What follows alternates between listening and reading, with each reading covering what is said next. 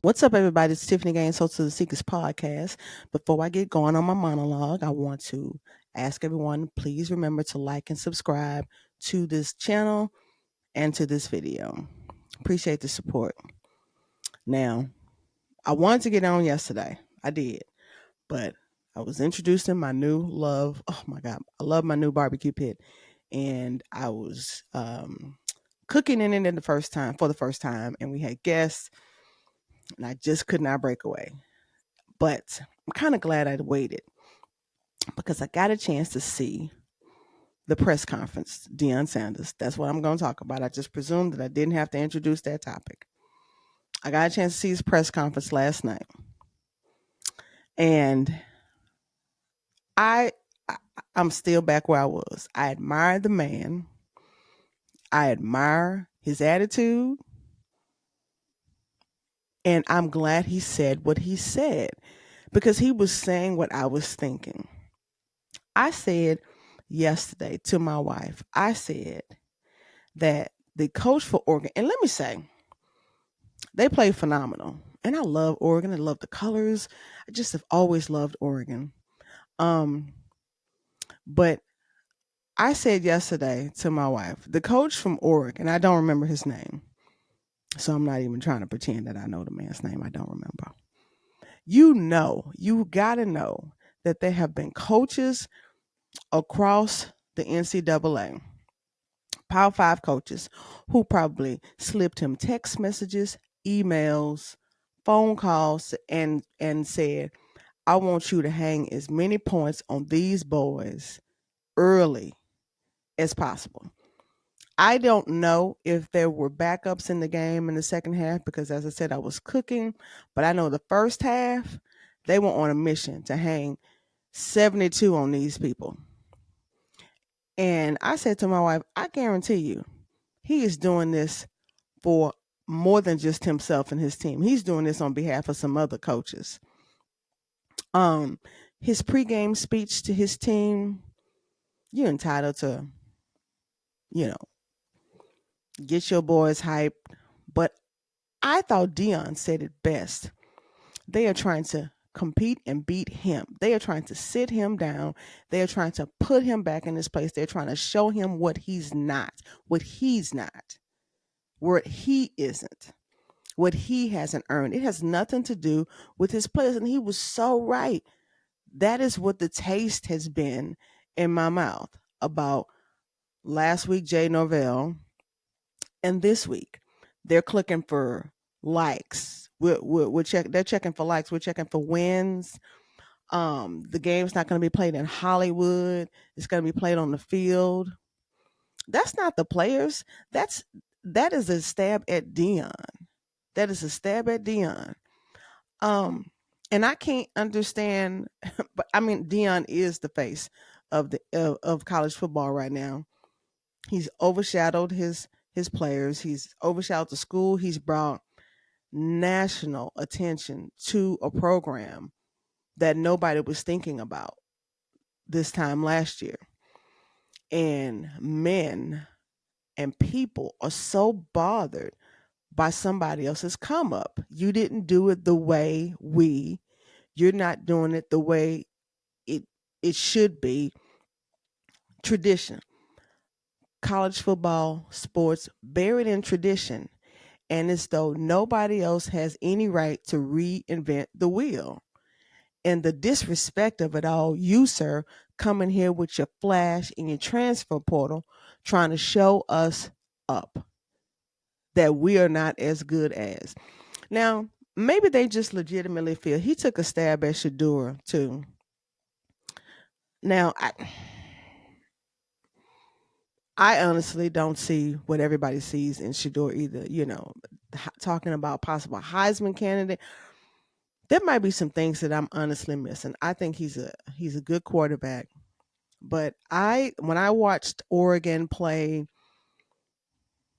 I don't remember who I watched Oregon play a couple of weeks ago, and I thought the quarterback was great then. I think he, is better than Shador, honestly, but and so I don't see what everybody sees in Shador, but the coach took a stab at Shador, saying, well, he said something about his quarterback being he's best in the country, or one of the best quarterbacks in the country. But it was a dig at Shadura. Everybody elevating Shadura, the Heisman Trophy candidates, and talking about his draft status. I just don't see number top 10 pick when I see him. I don't like Shadura's pocket presence. I think Lord knows that offensive line was horrible yesterday. The young man had no time to really breathe back there. But there are in the past 4 games, they played 4 games. I thought there'd been some sacks that Shador could have avoided. I think he should throw the ball away a lot sooner when he can, when he can breathe. Because there was sometimes it was I, they just devoured him on sight. But I don't see it, and so he took a dig. But all of this focus on Deion, self-inflicted. Deion carries a lot of attention. But I just feel like, and maybe I'm asking too much for these coaches to see beyond that. I guess I feel like they should be grown enough to see what it is. And why are they taking personal attacks at Dion? Dion is not doing personal attacks against these other coaches. He is just being who he's always been, flashy. He's confident. He's not disrespectful. He's just confident. And why they take it so personally, I don't know. That is what is fascinating to me. And that even in his loss yesterday, he still was Dion. And I thought that was amazing. He lost. They lost. They lost horribly. The coaches looked like they weren't prepared. The players looked like they weren't prepared. So he and they lost horribly. But I guarantee Dion was 100% correct. They were happy. They beat him. Jay Norvell wanted to beat Dion. They wanted to put him in his place. And where is that supposed to be, sirs? Why is it that breaking tradition makes people uncomfortable?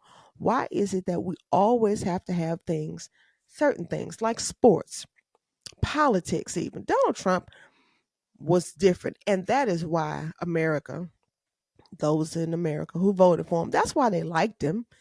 He went against the grain. He just wasn't, he was a different type of politician. He was a different type of person running for office. It looked different. It sounded different. It was refreshing to a lot of people. That is why the man won. He was breaking the mold of tradition, politic talk, political talk, lies and nonsense. You're not really telling the truth. That's not how you really feel, but this is what you're supposed to say because it is what's proper in this position. People liked his honesty, and some people liked his politics, but a lot of people just thought he was refreshing.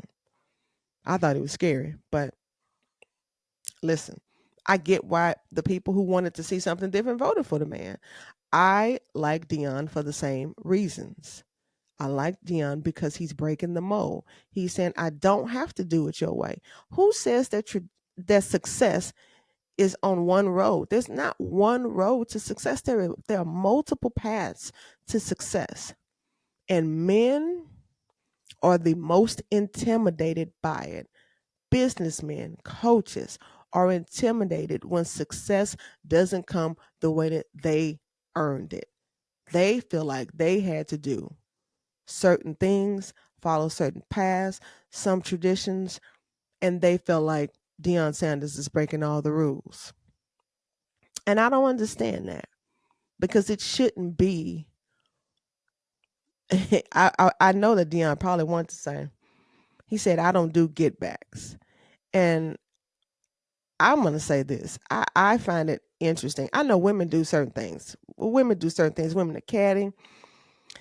We're jealous little creatures. We say catty little things. But when men start doing it, it just looks interesting and different to me. And I know this is what Dion wants to say. I don't have time to talk about another man, about what another man's doing. That's not what I do. And and to pose it, dress it up like it's competition. That's not competition, sir. You were personal. It was you trying to beat Dion. It was you trying to show him that he's not who he says he is.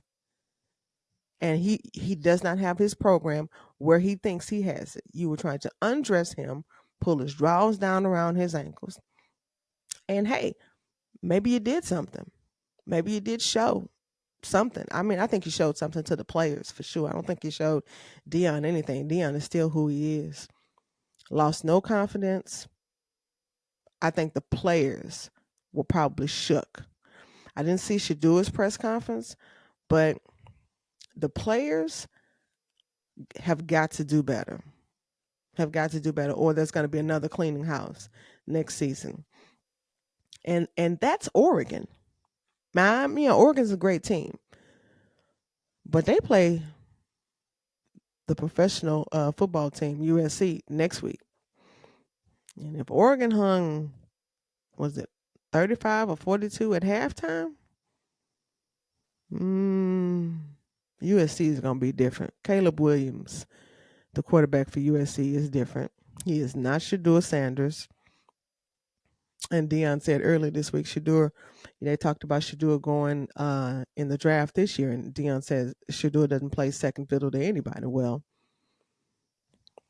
Mr. Nix yesterday was second.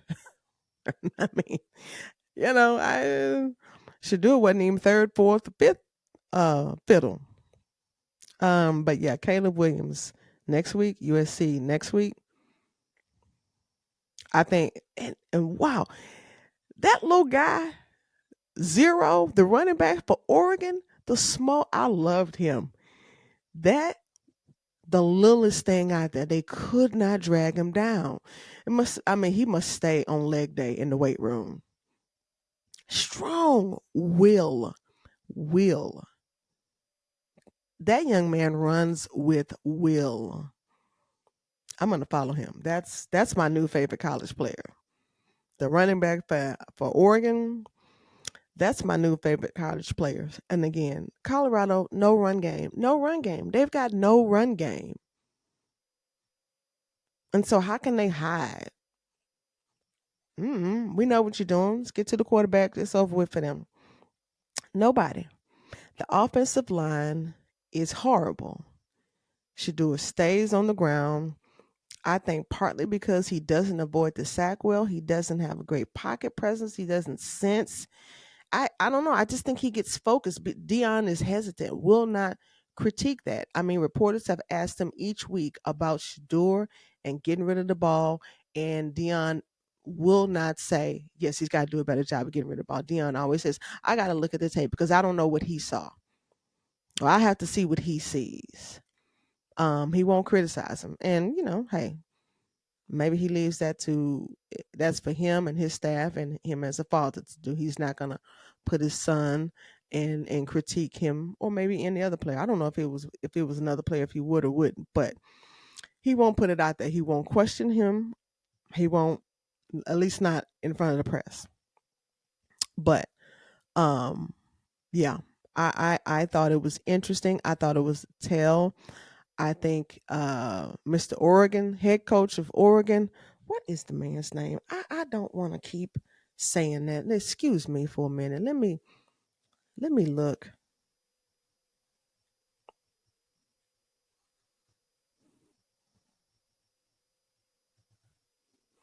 Handsome fellow, by the way, though. Dan Lanning.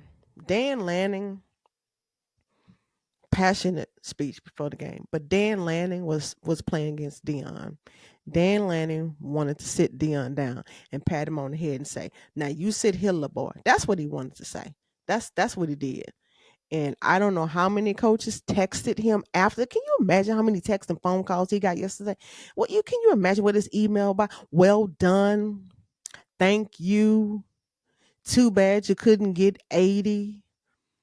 I mean, can you just imagine the under the table comments that he got from his crew, yesterday, or today, or the rest of the week?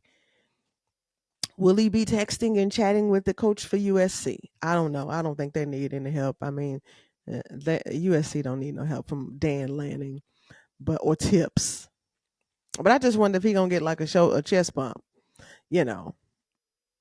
Um, but I also wonder this: recruits who are looking at these coaches, display sass towards Deion in Colorado, because you have to think about who today's kids are. They are Deion.